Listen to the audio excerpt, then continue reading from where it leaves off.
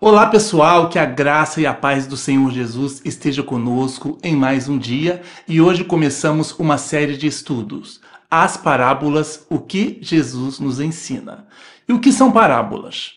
Parábolas são histórias curtas, geralmente usadas para ensinar uma lição moral ou religiosa. Elas utilizam elementos do cotidiano para ilustrar conceitos mais profundos, muitas vezes de maneira simbólica. As parábolas podem ser encontradas em várias tradições culturais e religiosas, e Jesus utilizava as parábolas para transmitir ensinamentos. A ideia é que, ao contar uma história simples, o ouvinte ou leitor consiga refletir sobre valores universais e aplicá-los à sua própria vida.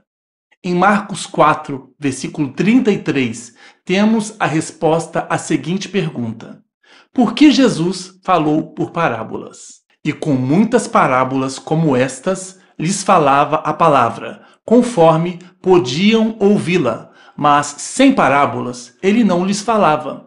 E quando eles estavam a sós, explicava todas as coisas a seus discípulos.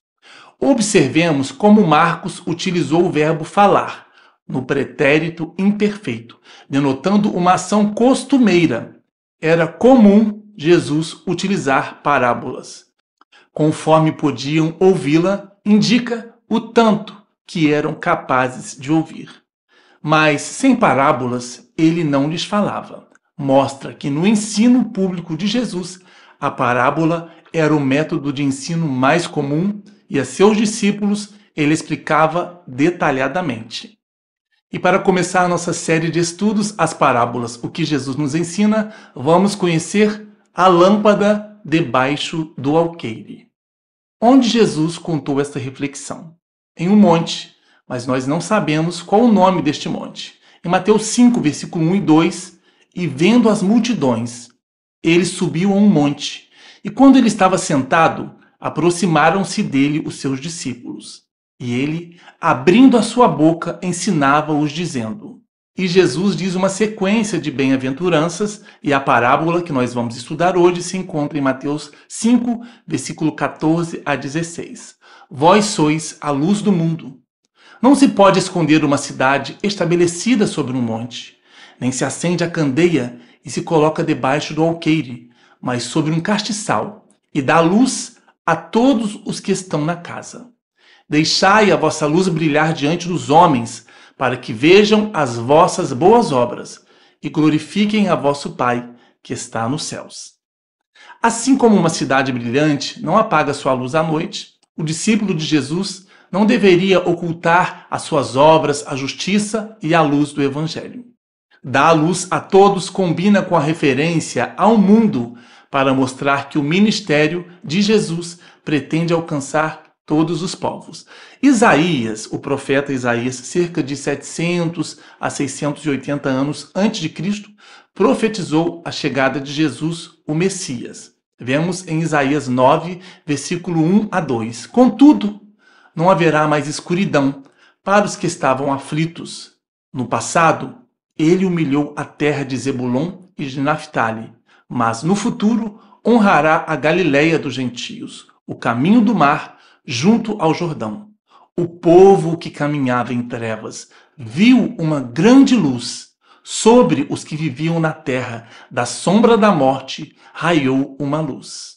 Isaías 42, versículo 6. Eu, o Senhor, te chamei em justiça, tomar-te-ei pela mão e te guardarei, e te farei mediador da aliança com o povo e luz para os gentios.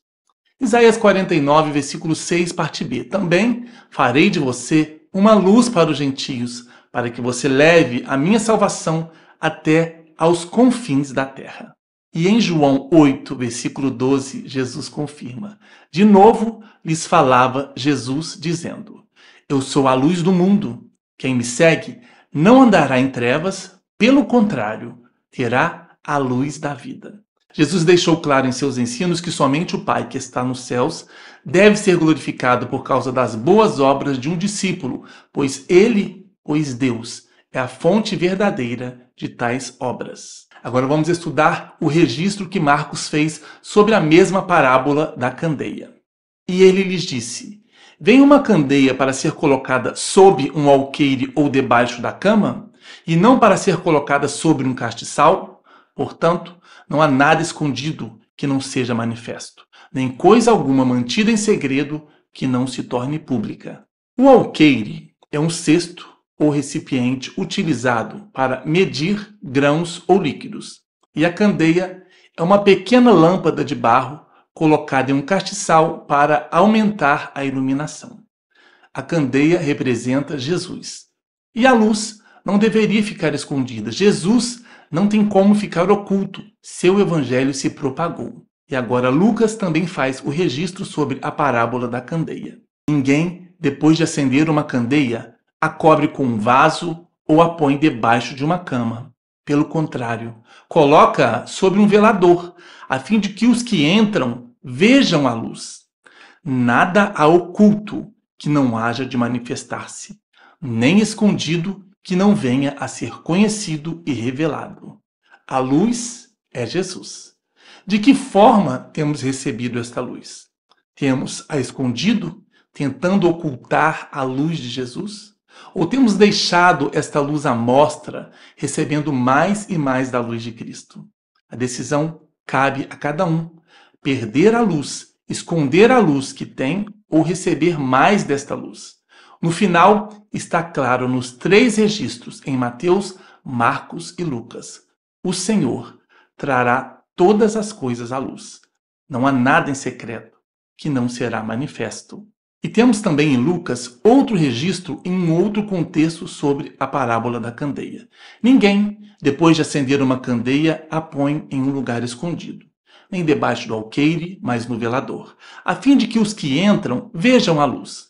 São os teus olhos a lâmpada do teu corpo. Se os teus olhos forem bons, todo o teu corpo será luminoso, mas, se forem maus, o teu corpo ficará em trevas. Repara, pois, que a luz que há em ti não sejam trevas. Se, portanto, todo o teu corpo for luminoso, sem ter qualquer parte em trevas, será todo resplandecente, como a candeia, quando te ilumina em plena luz. Observamos agora um novo contexto em que a candeia do corpo é o olho. O olho é por onde o nosso corpo recebe a luz para enxergarmos. O olho saudável enxerga bem. No entanto, o olho anormal, a escuridão o atinge. Assim é a visão espiritual. Se as atitudes, motivos e desejos estão do lado de Deus, a luz de sua palavra penetra em nosso espírito e produz bênçãos e salvação. Se os desejos humanos não refletem a vontade de Deus, não terá luz espiritual. Vamos refletir sobre a nossa vida. Manter nossa visão espiritual sadia, deixando o Evangelho nos santificar e renovar nossa vida interior.